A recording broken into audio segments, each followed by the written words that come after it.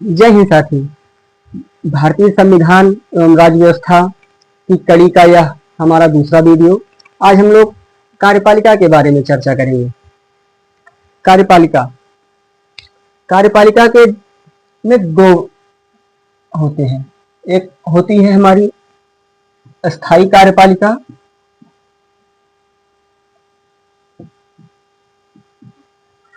और एक होती है अस्थायी कार्यपालिका।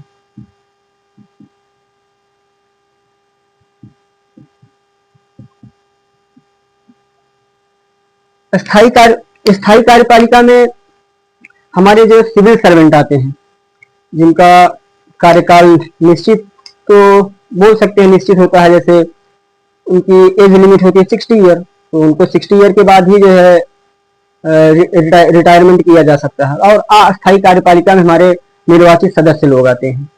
निर्वाचित सदस्य लोग संसद जाते हैं, संसद से कार्यपालिका के अंग बनते हैं। चलिए आज हम लोग अस्थायी कार्यपालिका के बारे में चर्चा करेंगे। अस्थायी कार्यपालिका के बारे में आज हम लोग चर्चा करेंगे। अस्थायी कार्यपालिका में पद सोपान क्रम में देखा जाए तो सबसे वरिष्ठ पद पे आता है राष्ट्रपति।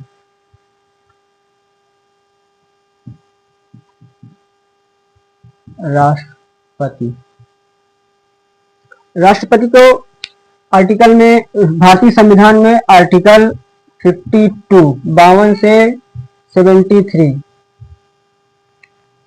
भारतीय संविधान में राष्ट्रपति के बारे में चर्चा की गई है, जो कि अनुच्छेद 52 से अनुच्छेद 73 तक दिया गया है। आर्टिकल 52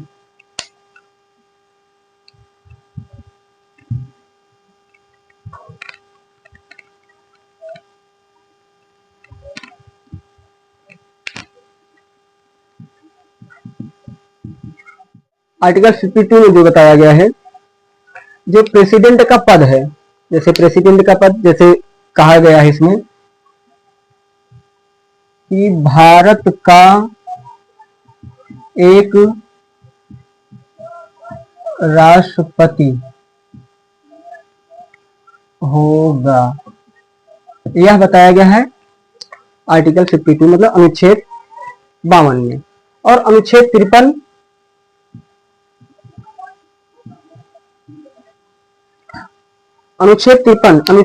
में कहा गया है कि संघ की कार्यपालिका शक्ति, अनुच्छेद 53 में बताया गया है कि संघ की कार्यपालिका शक्ति राष्ट्रपति में निहित होगी।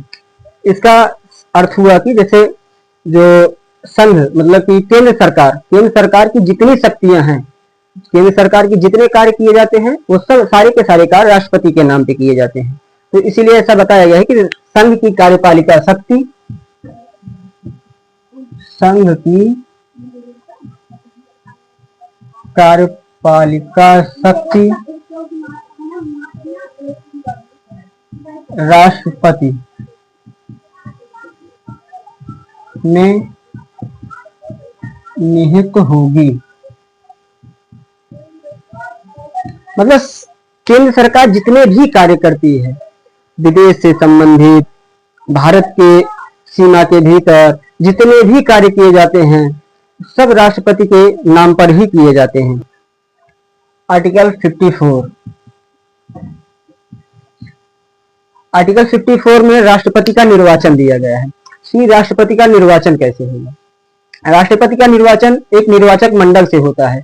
निर्वाचक मंडल में शामिल होते हैं लोकसभा के सदस्य, राज्यसभा के सदस्य और विधानसभा के सदस्य।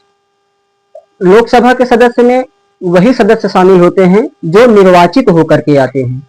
राष्ट्रपति के द्वारा मनोनीत सदस्यों को राष्ट्रपति के निर्वाचक मंडल में शामिल नहीं किया जाता है। और हाँ, राष्ट्रपति का निर्वाचन इस आधार पे स्थगित नहीं किया जा सकता है कि किसी राज्य की विधानसभा भंग हुई है तो इस आधार पे हम राष्ट्रपति के निर्वाचन को जो है स्थगित कर दें, आगे बढ़ा दें, तो ऐसा नहीं किया जाएगा। राष्ट्रपति का निर्वाचन अपने नियत समय पे होगा। यदि कोई राष्ट्रपति है, उसका कार्यकाल समाप्त हो गया है, तो समाप्त होने के पूर्व नए राष्ट्रपति का निर्वाचन पूरा कर लिया जाएगा। यदि किसी राष्ट्रपति ने आकस्मिक काल में इस्तीफा दे दिया है तो 6 महीने के भीतर नए राष्ट्रपति का निर्वाचन करवा लिया जाएगा। अगर इस दौरान किसी राज्य विधानसभा कोई राज्य की सरकार या राज्य विधानसभा भंग है तो इस आधार पे राष्ट्रपति के निर्वाचन को स्थगित नहीं किया जाएगा। चलिए अब आगे हम लोग बढ़ते हैं आर्टिकल 55। आर्टिकल 55 में दिया गया है राष्ट्रपति का कोटा। आर्टिकल 55 राष्ट्रपति का कोटा। आगे चलते हैं आर्टिकल 57। आर्टिकल 57 मतलब अनुच्छेद 56, अनुच्छेद 56 में राष्ट्रपति का कार्यकाल बताया गया है। राष्ट्रपति का कार्यकाल आर्टिकल 56, राष्ट्रपति का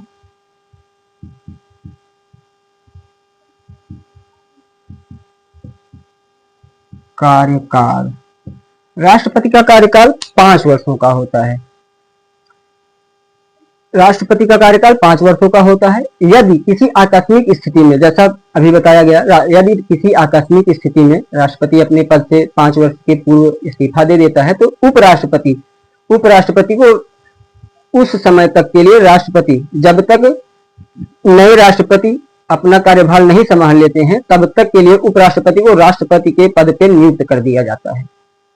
ठीक, चलिए अब हम लोग आगे बढ़ते हैं आर्टिकल 57। आर्टिकल 57 में बताया गया है कि राष्ट्रपति का निर्वाचन जैसे दोबारा किया जा सकता है। जैसे हमारे यहाँ ये परंपरा है कि एक राष्ट्रपति को कितनी बार भी निर्वाचित किया जा सकता है। आइए हम लोग देखते हैं आर्टिकल 57।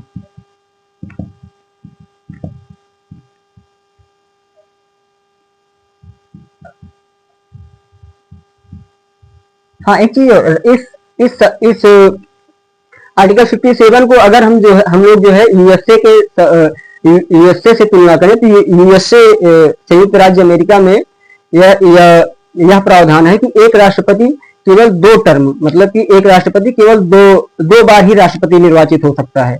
जैसे अभी हाल फिलहाल में डोनाल्ड ट्रंप जी हैं, वो अपना एक टर्म 4 वर्ष का कार्यकाल पूरा कर चुके, उसके बाद नए राष्ट्रपति निर्वाचित हुए, फिर दोबारा से डोनाल्ड ट्रंप जी जो है यूएसए के राष्ट्रपति नियुक्त हुए, तो अब वो आगे चल करके दोबारा राष्ट्रपति नहीं नियुक्त होंगे, क्योंकि यूएसए के संविधान में स्पष्टता लिखा गया है कि एक व्यक्ति केवल 2 टर्म के लिए राष्ट्रपति नियुक्त किया जा सकता है।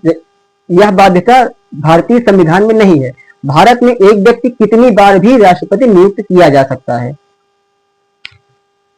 चलिए राष्ट्रपति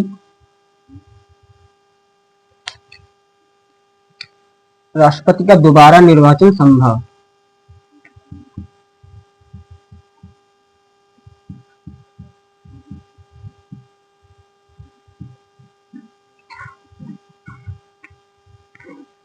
चलिए हम लोग अब बात करते हैं आर्टिकल 58।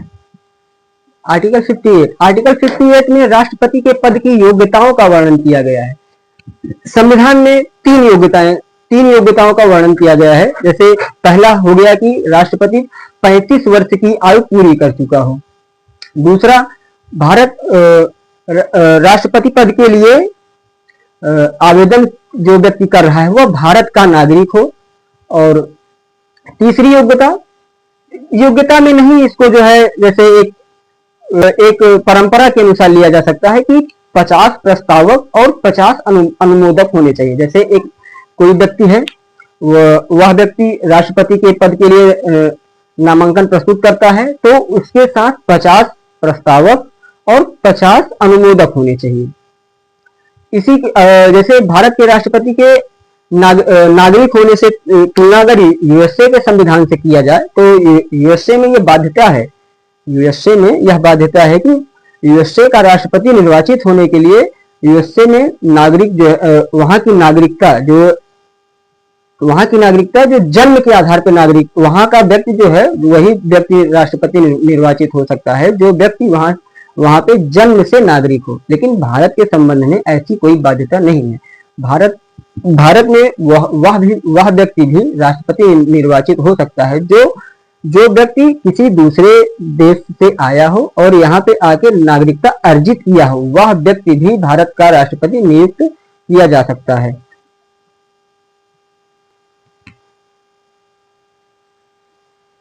जी, आर्टिकल 68 क्या था? योग्यता। अब हम लोग आगे बढ़ते हैं। आगे बढ़ने के क्रम में हम लोग देखते हैं कि आर्टिकल 59 में लिखा गया है कि राष्ट्रपति के पद पर बने रहने की सेवा शर्तें क्या हैं। राष्ट्रपति के पद पर बने रहने की शर्तें क्या हैं? राष्ट्रपति के पद पर बने रहने की शर्तें हैं कि वह विक्षिप्त मानसिक व्यक्ति ना हो, मतलब पागल या दिवालिया ना हो, किसी लाभ के पद पर ना हो, संसद या विधानमंडल का सदस्य ना हो।